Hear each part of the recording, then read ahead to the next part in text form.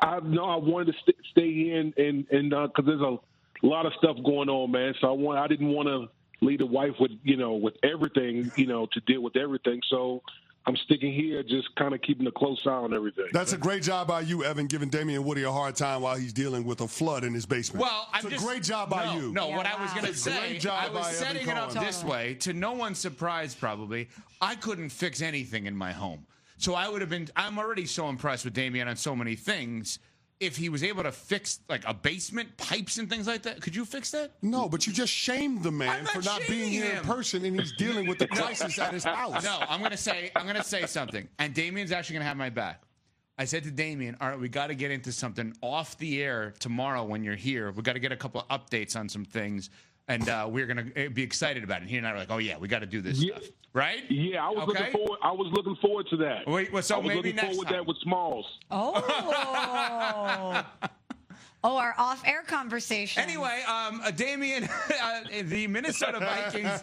Get some updates, Damien, next time. The Minnesota Vikings did not 100% shoot down the idea of Aaron Rodgers. So this is a fun question. Where is he going to play next year? Man. I still think it's going to be Pittsburgh, but, man, this Minnesota – listen, if the options are Minnesota and Pittsburgh, it's clearly Minnesota. This is a ready-made team that could contend for a Super Bowl right now. Obviously, we know about all the weapons that they have on offense. Kevin O'Connell is one of the best play callers, head coaches that we have in this league. The defense is top-notch. So the choice will be easy, but I still tend to lean towards Pittsburgh as the destination for Aaron Rodgers. Well, Damien, what happens if Aaron Rodgers isn't the quarterback for the Steelers this year? Where do they pivot? CC, that's a great question, man, because right now, to me, like, Aaron Rodgers holds power over the Pittsburgh Steelers. If you think about it, the only place you can pivot is the draft. I would think if you're Pittsburgh and you don't have Aaron Rodgers, you have to draft the quarterback high, because where else are you going to go? What, Mason Rudolph? What else are you going to do? Like, Pittsburgh has found itself in a very precarious situation, man. So they're going to have to – Aaron Rodgers holds the cards, and they're going to have to draft the quarterback high, in my opinion. Damien, how would you describe the state of the Pittsburgh Steelers right now? The standard is definitely not the standard. I will tell you that. Listen, I love Mike Tomlin as a coach. He's one of the finest coaches that I've seen during, being a part of the National Football League and watching the National Football League. But, you're talking about a gold standard organization. The organization has won 6 Super Bowls. It's prided itself on contending for championships, and that just hasn't been the case for the Pittsburgh Steelers. So, they've kind of fallen a little bit on hard times. Even though they haven't had a losing season, it's not up to the standard of the Pittsburgh Steelers that we know as an organization. Let's play out based on what is being reported, Damien.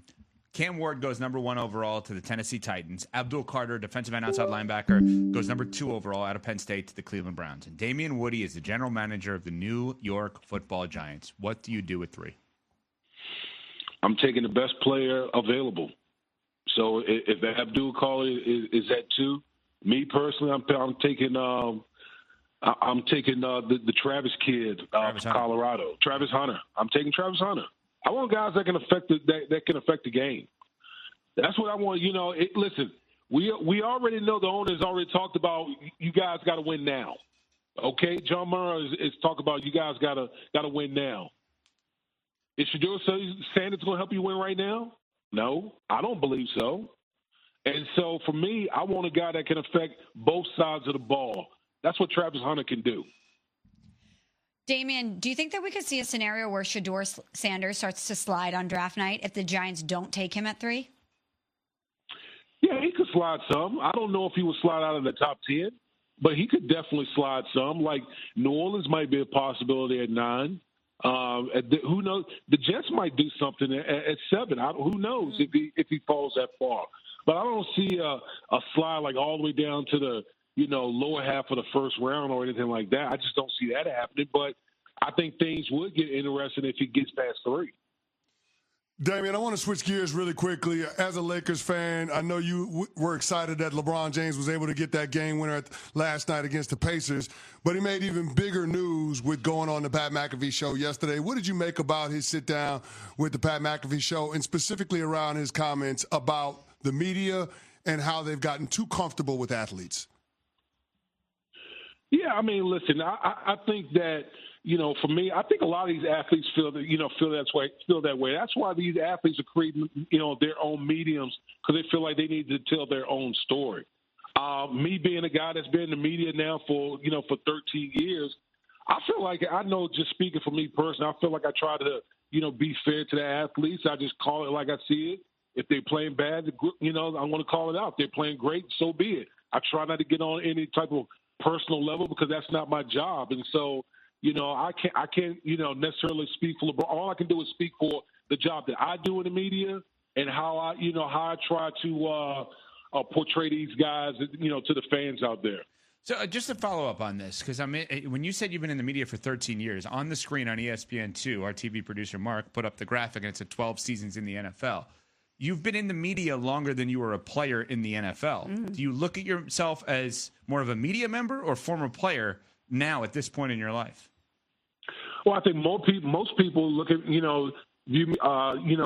I'm out and about, oh, that's the guy, you're on ESPN, I love what you do, whatever.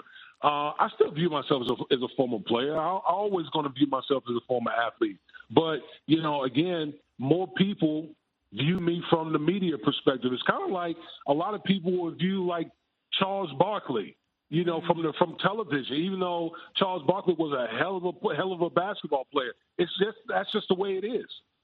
No, I think it's an interesting. Like, how do you look at yourself? You have longer in the pros than you do in media as of right now, right? Yes, correct. Do you think they'll get to a point if you're longer in media than the pros, you'll look at yourself differently? Because you look at yourself as a media member now a lot. I don't know. Well, you got to remember, I live in New York, and I won a championship in New York. So when people see me walking around, it's always thank you for the championship, not thank you for your take on the Dallas Cowboys. Even though it's a great take. Was that a humble brag, Damien? Do we look at that as a humble brag? I live here and I won a title here? He didn't even answer the question. Okay, see, no, hey, flex on him, CC. I like that. Okay, I think CC brings up a great point because he won here in the media capital of the world. It's just a different type of thing for him, and I totally agree with him.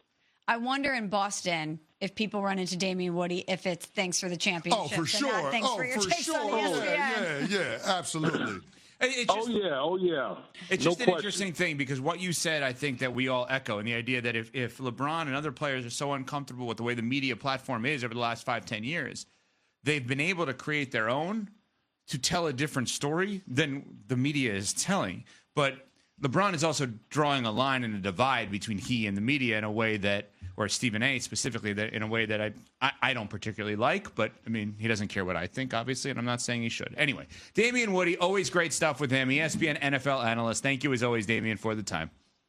All right, take it easy, guys. All right, there's Damien Woody. Media getting too comfortable goes on a platform or in the media at the worldwide leader in sports entertainment at ESPN to air his grievances. Make it make sense.